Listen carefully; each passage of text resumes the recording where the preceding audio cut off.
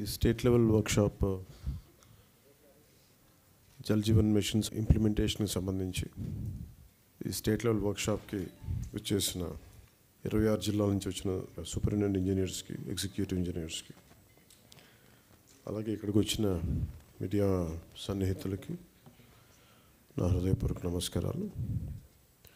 వేదిక పైన నాతో పాటు ఆసీనులైన శ్రీ శశిభూషణ్ గారు, principal secretary, Panchayati Raj rural development, rural water supply వారికి,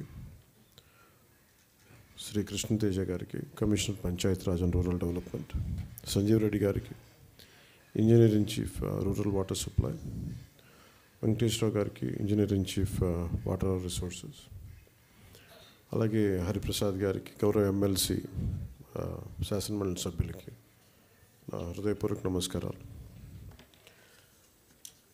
ఈ జల్ జీవన్ మిషన్ ఈ రోజున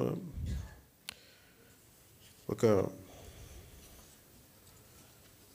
2019 ఆగస్టులో ప్రారంభమైంది. 2024కి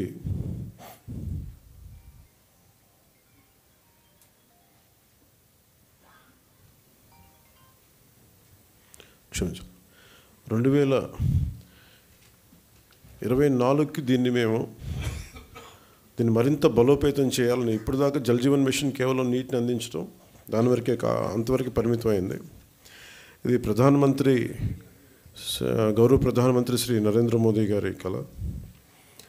ఇది కనీసం రోజుకి ఒక 55 లీటర్ల నీళ్లు సగటున మనిషికి ఇవ్వాలి అని, అది కూడా పరిశుభ్రమైన నీరు ఇవ్వాలి అనేది అల్టిమేట్ గోల్. ఏంటంటే జల్ జీవన్ మిషన్కి సంబంధించి నిరంతరం నీటి సరఫరా ఉండాలి ప్రతి ఒక్కరికి అనేది ఆకాంక్ష, ఆశయం.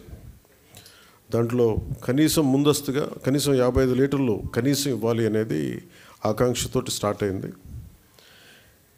ఇప్పుడు ఈ అమృతధార ఈ వర్క్షాప్ని ఎందుకు అమృతధార అని పెట్టాము Jal Jeevan mission revamp program కింద అనుకుంటే, ఒకటి ఉన్న నీటి వనరులని బలోపేతం చేయటం, అలాగే maintenance of existing schemes, already ఉన్న వాటర్ స్కీమ్స్ అన్నిటినీ వాటి మెయింటెనెన్స్ ఎలా ఉన్నాయి ఏంటి అనేది, అలాగే వాటర్ కన్జర్వేషన్ కూడా ఎంత కీలకమో. దీన్ని జల్ జీవన్ మిషన్లో లేదు, కానీ ఇది మనం తీసుకున్న తర్వాత కొత్త ప్రభుత్వం ఎన్డీఏ ప్రభుత్వం వచ్చిన తర్వాత మనం తీసుకునేవి వాటర్ కన్జర్వేషన్ కూడా చాలా కీలకమైంది. అలాగే ట్రైనింగ్ అండ్ కెపాసిటీ, ఒకటికి ఉద్యోగస్తులకే కాకుండా ప్రజలను కూడా దీంట్లో భాగస్వామ్యం చేయాలనేదే ఒకటి. అలాగే దీంట్లో ఈ ఐటీ సిస్టమ్స్ ద్వారా దీన్ని మనం స్ట్రీమ్లైన్ ఆపరేట్ చేసే విధానం, అలాగే గ్రీవెన్స్ రిడ్రెసల్, ఏమైతే నీటి సరఫరాలు ఇబ్బందులు ఏమున్నాయో రిపీటెడ్గా వచ్చే అవుట్ ఆఫ్ మెయింటెనెన్స్, వాటికి కూడా ఒక విధి విధానాలని రూపొందించడం, అది దీనికి సంబంధించి ఈ అమృతధార సంబంధించి. ఒకసారి చెప్పుకున్న మనం రిపీటెడ్గా ఉంటుందని, కానీ కనీసం ఒక్కరోజు 1 గంట నీళ్లు తాగకపోయినా, ఒక పూట నీళ్లు తాగకపోయినా దాని కష్టం ఎంత ఉంటుందో మనందరికీ తెలిసిందే. ఏకాదశి వ్రతాలు కానీ ఏదైనా సరే పొద్దున్నుంచి సాయంత్రం వరకు నీళ్లు తాగకుండా రకరకాల మనం ఈ రిలీజియస్ థింగ్ మనం ఈ పండుగల్లో అప్పుడు ప్రత్యేక పర్వదినాలు అప్పుడు చేసేవి, కానీ అప్పుడు కానీ మనకు నీటి విలువ తెలియదు. నీటి దొరకనప్పుడే మన నీటి విలువ తెలుస్తుంది. నాకు ప్రత్యేకించి నేను పిఆర్ మినిస్ట్రీ తీసుకున్న తర్వాత వాటర్ కన్జర్వేషన్ ఒకటి, నీటిని సరఫరా చేయటం ఒకటి, ఇవన్నీ నాకు చాలా ప్రత్యేకమైనవి, ఇష్టం నాకు. అంటే చాలా సందర్భాల్లో నేను చెప్పింది ఏంటంటే, నా అనుభవాలు పంచుకున్నది. ఒకసారి యూఎస్లో కూడా హార్వర్డ్ యూనివర్సిటీకి వెళ్ళినప్పుడు కూడా అక్కడ స్పీచ్ ఇస్తూ ఉంటే ఒక కీనోట్ అడ్రస్లో అక్కడ నేను చెప్పింది, ఒక ఆదిలాబాద్లో ఒక తాండాలో జరిగిన సంఘటన ఒకటి చెప్పాను. చాలాసార్లు పొలిటికల్గా మేము వెళ్తున్నప్పుడు చాలా ఆకాశం అంత ప్రామిసులు చేస్తూ ఉంటాం, ఆకాశాన్ని తీసుకొచ్చి పందిరేస్తూ ఉంటాం, ఇవన్నీ చేస్తూ ఉంటాయి. కానీ ఇలాంటి సందర్భంలో 2008లో ఆదిలాబాద్లోని ఒక తాండాలో పాపం 3-4 తాండాలకు కలిపి ఒకటే బోర్ పాయింట్ అది. అందరూ వచ్చి అక్కడి నుంచి పట్టుకునేవాళ్ళు. ఒక కళ్ళు లేని కనుగుడ్లు కూడా లేవు పెద్ద ఆవిడ వచ్చి అడిగింది, నా దగ్గరికి వచ్చి మరాఠీకి అంటే మరాఠీ యాక్సెంట్లో ఉన్న తెలుగులో ఆవిడ అడిగింది నన్ను నీళ్ళు ఇప్పించమని. ఇంకేం అడగల. అంటే నీరు ఎంత కీలకమైందంటే అది మనం ఒక భీష్మేకాదశి రోజున 24 గంటలు నీళ్లు తాకపోతే ఎంత దారుణంగా ఉంటుందో నిజంగా కష్టం పాటించే వాళ్ళకి తెలుసు, వ్రతాలు పాటించే వాళ్ళకి, దొరకని వాళ్ళకి. సో ఇది అనేక మంది, చాలామంది నలిగి బాధలను అర్థం చేసుకుని దానికి ఒక పరిష్కార మార్గం, చాలామంది శ్రమ ఎప్పటికప్పుడు చేసుకుంటూ వచ్చారు. నేను రివ్యూ చేసిన తర్వాత పంచాయతీరాజ్ శాఖ రివ్యూస్లో జేజేఎంది చాలా కీలకంగా అనిపించింది. చాలా ఉన్నతమైన ఆశయంతో మొదలుపెట్టింది, ఎందుకు మనం దీన్ని ముందుకు తీసుకెళ్ళలేకపోయాం అనేది చాలా లోతుగా ఒకసారి అధ్యయనం చేస్తే అసలు 2019లో కేరళ మనకి మన కేంద్ర ప్రభుత్వం దీనిని ప్రతి రాష్ట్రాలకి మీకు ఎంతెంత అవసరాలు ఉన్నాయని, మీ నీటి అవసరాలకి ఈ సగటు పర్ క్యాపిటల్ కన్జంప్షన్ ఎంత ఉంటుంది, దానికి ఎంత కావాలి మీకు డబ్బులను అడిగితే ఉత్తరప్రదేశ్ 1.5 లక్షన్నర కోట్లు అడిగింది, మధ్యప్రదేశ్ 83,000 కోట్లు అడిగింది, గుజరాత్ 32,000 కోట్లు అడిగింది, కేరళ 45,000 కోట్లు అడిగింది. వీటన్నిటిలో కూడా మీరు కేరళని తీసుకుంటే మనకంటే చాలా చాలా చిన్న రాష్ట్రం, మనలో 4వ భాగం ఉంటుందేమో, 3వ భాగం కానీ. అలాంటి కేరళ 45,000 కోట్లు అడిగితే గత ప్రభుత్వం జల్ జీవన్ మిషన్కి వాళ్ళు అడిగింది 26,000 కోట్లు మాత్రం అడిగారు. 26,000 కోట్ల, ఇంకా ప్రిసైజ్గా చెప్పాలంటే 26,000 కోట్ల 823 26.8.3 crores 0.94 ఎగ్జాక్ట్గా అడిగింది. కానీ వాళ్ళు మంజూరు చేసింది 4,787.10 కోట్లు. ఇది కూడా దేనికి అని అంటే వీళ్ళు పూర్తిగా డబ్బులు ఇవ్వలేకపోయారు, స్టేట్ షేర్ ఇవ్వలేదు వీళ్ళు. దానివల్ల మనం పూర్తిగా అవైల్ చేసుకోలేకపోయాం, సద్వినియోగం చేసుకోలేకపోయాం. దాంట్లో కూడా మీరు వెళ్ళి చూస్తే బేసిక్గా జల్ జీవన్ మిషన్ మన కేంద్ర ప్రభుత్వం, మనం సిఆర్ పాటిల్ గారి దగ్గరికి వెళ్ళి నేను మాట్లాడితే వాళ్ళందరూ అడిగిందంటే మీ గత ప్రభుత్వం మీరు చేసినవి అన్నీ చాలా అబ్సర్డ్గా ఉన్నాయి, మేము అడిగింది ఏంటంటే పర్మనెంట్ అంటే ఒక సస్టైనబుల్ వాటర్ సోర్స్ నుంచి రావాలి. అంటే బేసిక్గా వాళ్ళు అడుగుతుంది ఏంటంటే మీకు రిజర్వాయర్ నుంచి నీళ్లు తీసుకుంటేనే ఇది ఇస్తుంది, మీరు పైప్ లైన్కి మేము ఇవ్వం, మీరు రిజర్వాయర్ నుంచి తీసుకొని మీరు అది ప్రజలకు ఇవ్వాలి, అంతేగాని గ్రౌండ్ వాటర్ నుంచి కాదు ఇదని చెప్తే. కానీ గత ప్రభుత్వం చేసిందంతా ఏంటంటే మన అడిగిన పర్పస్ ఏంటంటే కేంద్ర ప్రభుత్వం ప్రాజెక్ట్ ఇది రిజర్వాయర్ నుంచే తీసుకోమని చెప్పింది. కానీ గత ప్రభుత్వం ఈ 4,000 కోట్లకు కూడా, ఎందుకంటే మనం కొత్త ప్రభుత్వం వచ్చాక దాదాపు 700 కోట్లు మనం తీసుకున్నాం, మనం చేసిన మనం తీసుకున్నది.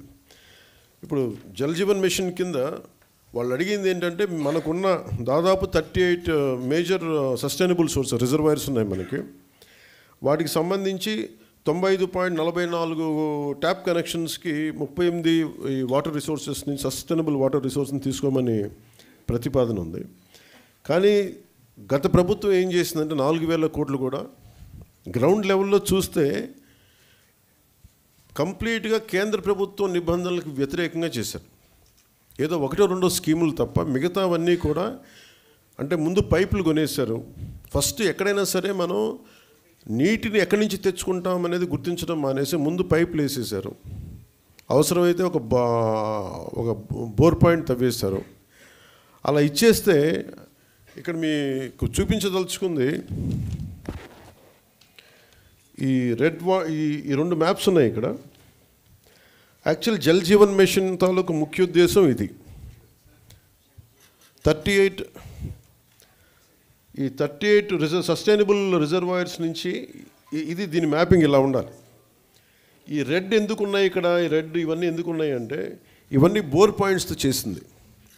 బోర్ పాయింట్స్ నిరంతర సరఫరా ఉన్నది. ఏదో ఒక 5 నెలలు రావచ్చు, లేదంటే వాటర్ చెరువులు బోర్లు ఎండిపోతే మళ్ళీ ఆగిపోతాయి. సో ఇట్లాగా వీళ్ళు 4,000 కోట్లు ఖర్చు పెట్టినా కానీ వాస్తవానికి అవేవి పనిచేసే పరిస్థితిలో లేవు. సో దిస్ ఇస్ 4,000 కోట్లు దుర్వినియోగం అయిపోయినట్టుగా మనం భావించవచ్చు. సో అందుకని మళ్ళీ తిరిగి కొత్త ప్రభుత్వం వచ్చాక గౌరవ ముఖ్యమంత్రి శ్రీ నారా చంద్రబాబు గారి ఆధ్వర్యంలో, ఆయన నాయకత్వంలో ఆయన మాకు చెప్పిన ప్రమాణాలు కానీ ఆదేశాలు కానీ, మేము ఈ సస్టైనబుల్ వాటర్ సోర్స్ని ఎంత బలోపేతంగా ముందుకు తీసుకెళ్ళాలి, అలాగే ఎలాగ దీన్ని ఈ కన్జర్వేషన్ ఒక దీన్ని భాగం చేయాలి, దీంట్లో వీటన్నిటిలో మేము ముందుకెళ్తాం. మొన్న నేను సిఆర్ పాటిల్ గారి దగ్గరికి కూడా నేను వెళ్ళినప్పుడు కేరళ 45,000 కోట్లు అడిగింది. మేము అడుగుతుంది కనీసం మాకున్న రాష్ట్రానికి మాకున్న పరిధి కనీసం ఒక 70,000 కోట్లు మాకు మంజూరు చేయమని నేను ప్రతిపాదించాం. రాష్ట్ర ప్రభుత్వం తరపు నుంచి ప్రతిపాదిస్తే వాళ్ళు అడిగింది ఏంటంటే, మీరు కంప్లీట్ డీటెయిల్డ్ ప్రాజెక్ట్ రిపోర్ట్ తీసుకొని ఎందుకు మీకు 70,000 కోట్లు ఖర్చు అవుతుంది అది మొత్తం వివరాలు ఇవ్వమంటే మేము ఆ క్రమంలో ఉన్నాం. ఐ థింక్ అది శశిభూషణ్ గారు చెప్పాలి. ఆల్మోస్ట్ ఇప్పుడు మనం వచ్చి జనవరి నెలాఖరికి కంప్లీట్ డిపిఆర్ తీసుకొని జలశక్తి మినిస్టర్ గారికి దీన్ని ప్రతిపాదన పంపిస్తాం. కానీ మేము ఏమనుకున్నామంటే, ఇక్కడున్న టీం కూడా చాలా ఎఫెక్టివ్ టీం, అందరూ తప్పనప్పటి ఏదో చేద్దామనుకున్నది. దాంట్లో భాగంగానే ముందు మేము ఏం చేసామంటే, నేను అడిగింది ఏంటి అంటే, అసలు మనకి గత 4,000 కోట్లు ఖర్చు పెట్టామని చెప్తున్నారు, అసలు దీని మీద మీరు నేను ఏ ఊరికి వెళ్ళినా ఎక్కడికి వెళ్ళినా మాకు నీళ్లు రావట్లేదు, పైప్ వేసారు కానీ నీళ్ళు రావట్లేదు అనేది ఏ జిల్లాకి వెళ్ళినా నాకు వచ్చే ఒక కామన్ కంప్లైంట్. సో అందుకని నేను రాగానే అడిగానంటే, ఒకే రోజున తక్కువ రోజుల్లో కానీ అసలు ఎన్ని గృహాలకి వీళ్ళు ఇచ్చారు, ఎన్ని గృహాలకి వీళ్ళు ఈ నీళ్ళు వస్తున్నాయి, ఏ స్థాయిలో వస్తున్నాయి మీరు ఒకసారి చేయమని చెప్తే, చాలా ఒక యుద్ధ ప్రాతిపాదికన దాదాపు ఒక 3-4 వారాలు చేసాం. మేము ఒక రోజులో 2 రోజులు చేద్దాం అనుకున్నా కానీ ఉన్న పరిమితులతోటి చాలా ఒక డీటెయిల్ సర్వే చేస్తే, పల్స్ సర్వే ఒకటి చేస్తే వీళ్ళు చెప్పింది ఏంటంటే, జల్ జీవన్ మిషన్ వాళ్ళు గతంలో ఇచ్చిన ప్రకారం 95.44 లక్షల కుటుంబాలకు గాను మేము వాళ్ళు 70.4 లక్షల గృహాలకి నీటి కుళాలు అందించబడ్డాయి. ఇంకా 25.40 లక్షలు నీటి కుళాలు ఇంకా ఇవ్వవలసిందనేది గతంలో తెలియజేసింది. కానీ ఈ పల్స్ సర్వే ప్రకారం మేము చేస్తే దీంట్లో 85.22 లక్షల కుటుంబాలకు గాను కేవలం 55.37 లక్షల గృహాలకి నీటి కుళాయిలు అందించబడ్డాయి. 29.85 లక్షల నీటి కుళాయిలకి ఇంకా ఇవ్వవలసి ఉందనేది ఈ డిఫరెన్స్ కూడా మనకి దీనివల్ల బయటకు వచ్చింది. సో దీంట్లో ఎక్కువ జల్ జీవన్ మిషన్ గతంలో తాగునీటి వనరులు ఎక్కువ శ్రేణుల్లో బోర్వెల్స్నే ఉపయోగించడం జరిగింది. కానీ ఇది భవిష్యత్తుకి సుస్థిరమైనవి కావు. ఇది అసలు జల్ జీవన్ మిషన్ యొక్క ముఖ్య ఉద్దేశానికే అసలు సంబంధం లేనిది అది. అందుకని మేము సస్టైనబుల్ వాటర్ రిసోర్సెస్ తోటి దాదాపు మనకున్న ఈ 20 పైగా ఉన్న ఈ సస్టైనబుల్ వాటర్ రిసోర్సెస్ నుంచి తీసుకునే బాధ్యతలో ఈ వర్క్షాప్ ఎందుకు పెట్టామంటే, ప్రతి 26 జిల్లాల నుంచి వచ్చిన అధికారులందరికీ కూడా మీ జిల్లాలో ఎలాంటి సమస్యలు ఉన్నాయి, దాన్ని దీన్ని అంటే మీ ఇన్పుట్స్ కావాలి. ఎందుకంటే ఒకసారి కేవలం ఒక సెంట్రల్ కమాండ్ నుంచి కానీ ఒక సెంట్రలైజ్డ్ అడ్మినిస్ట్రేషన్ కాకుండా ప్రతి జిల్లాకి వెళ్ళి కనుక్కోవాలని చాలా రివ్యూ మీటింగ్స్లో ఉంటే దాని నుంచి ఉత్పన్నమైంది ఈ వర్క్షాప్. సో నాకు మీరు మనస్ఫూర్తిగా మన objective to fulfil the dream of honourable prime minister Shri Narendra Modiji to give sustainable water with a per capita of 555 liters per day as on now, and in future it should be never ending supply of water. That is the final objective of Jal Jeevan Mission. So దీంట్లో భాగంగా కనీసం మనందరి బాధ్యత, కనీసం forget about మనందరం political ప్రాసెస్లో ఉన్న, administrative ప్రాసెస్లో ఉన్న, వీటన్నిటికంటే కూడా సగటు బేసిక్ మనిషి నీటి అవసరాలు తీర్చడం కనీస ఒక ఫండమెంటల్ రైట్ అది. ఇది కొంచెం మానవతా దృష్టితోటి కొంచెం ఈ కేవలం మనం అధికారులు లేదంటే మనం కూర్చోబెట్టి వ్యవస్థలో భాగస్వాములు అయిన వాళ్ళు కాకుండా ఒక మానవతా దృక్పథంతో అందరం దీన్ని ముందుకు తీసుకెళ్ళాలి. మీ అందరి సహకారం కావాలి. డిజైనింగ్లో చాలా చాలా లోపాలు ఉన్నాయి. పైప్ లైన్లు వేసేస్తున్నాం. పైప్ లైన్లు వేసేస్తే కనీసం ఒక 3 అడుగులు ఎత్తుండే కొంచెం ఎత్తుగా ఉండే ప్రాంతాలకేమో నీళ్ళు కూడా వెళ్ళట్లేదు. పైప్ లైన్ పక్కకి వెళ్తుంది కానీ పైకి వెళ్ళాలంటే పైప్ లైన్స్లో డిజైన్ బాగలేదు. అండ్ దాని ఇన్నోవేటివ్ డిజైనింగ్ లేదు. టెక్నికల్ ఆస్పెక్ట్స్ని దాన్ని దృష్టిలో పెట్టుకోవాలి. చాలా ఒకసారి ఎలా అనిపిస్తుంటే చాలా మొరటుగా పైపులు గొయ్యి తప్పి పైప్ వేసేయడం తప్ప అసలు నీళ్ళు వెళ్తాయా లేదా, ఇది ఎన్ని అడుగుల ఎత్తులో ఉంది, దీనికి ప్రెషర్ ఎలా ఉంది. అలాగే ఒక 1 కిలోమీటర్ పైప్ లైన్ వేస్తున్నప్పుడు ఈ మధ్యలో ఉండే ఇళ్ళు ఎక్కువ మంది కొంచెం ప్రెషర్ పంపులు పెట్టి లాగేస్తే మిగతా చివరుండే ఇళ్ళకి రావట్లేదు. వీటన్నిటికీ చాలా లోతుకి వెళ్ళే కొద్దీ సమస్యలు అనేక ఉత్పన్నం అవుతూ వచ్చినాయి. సో వీటన్నిటికీ సంబంధించి ఒక సమగ్రమైన ఒక పరిష్కారం వెతకాలి.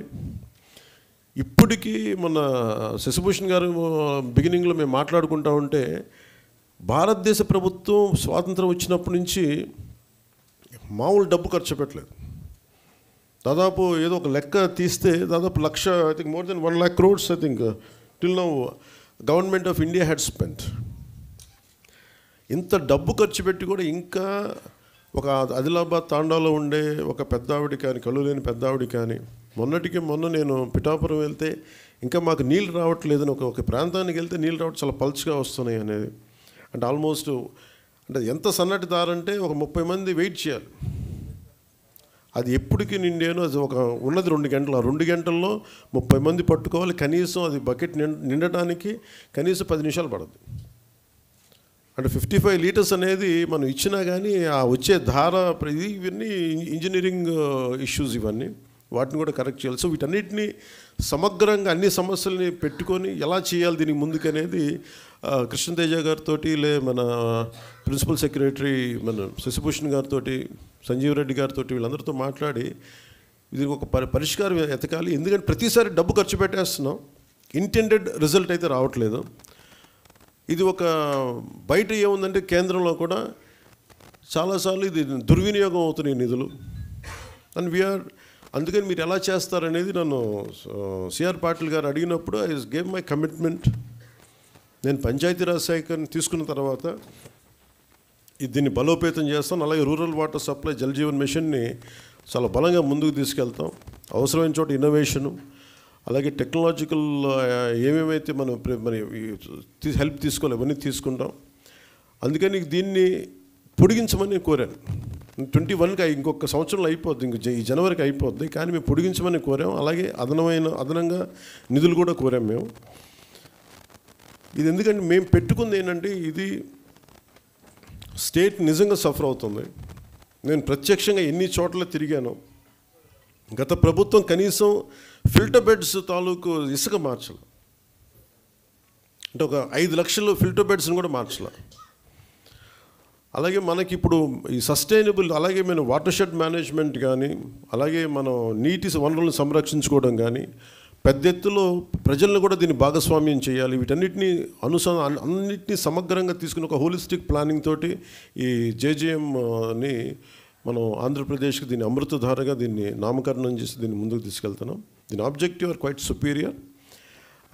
సో దీన్ని మీ ఆలోచనలు, మీ సలహాలు, అన్ని సూచనలు అన్నీ మాకు ఇస్తే మనందరం కలిసికట్టుగా దీన్ని ముందుకు తీసుకెళ్ళి ఈ సాయంత్రానికి ఒక పరిష్కార మార్గం, ఒక వర్కింగ్ మోడల్ సాధించేలాగా, మనం అనుకున్న ఆబ్జెక్టివ్ సాధించేలాగా ముందుకెళ్ళాలి. అందుకని మీ సలహాలు సూచనలు కావాలి. ఇది ఒక not as a deputy CM, not as a Panchayat Raj minister, rural water supply, వీటి కాకుండా ఐ అపీల్ టు యూ, నేను మిమ్మల్ని అభ్యర్థిస్తున్నాను. Give me your best efforts. మన దాదాపు 1 కోటి మందికి నీటి అవసరాలు ఉన్నాయి, 1 కోటి కుటుంబాలు ఉన్నాయి. 1 కోటి కుటుంబాలకి సురక్షిత మంచినీరు అందించాలన్న ఒక మిషన్గా, ఒక ధ్యేయంగా ముందుకెళ్తున్నాం. మీరు మనసు పెట్టి దీన్ని సాధించేలా మీ అందరి సహకారం కావాలి మనస్ఫూర్తిగా కోరుకుంటూ, మిమ్మల్ని మీ సహాయ సహకారాలని అభ్యర్థిస్తూ నేను ఈ వర్క్షాప్ని ముందుకు తీసుకెళ్తున్నాను. మళ్ళీ ఇది అయిపోయిన తర్వాత మీ సలహాలు సూచనలు తీసుకున్న తర్వాత మళ్ళీ సాయంత్రం మళ్ళీ మాట్లాడతాను. So thank you.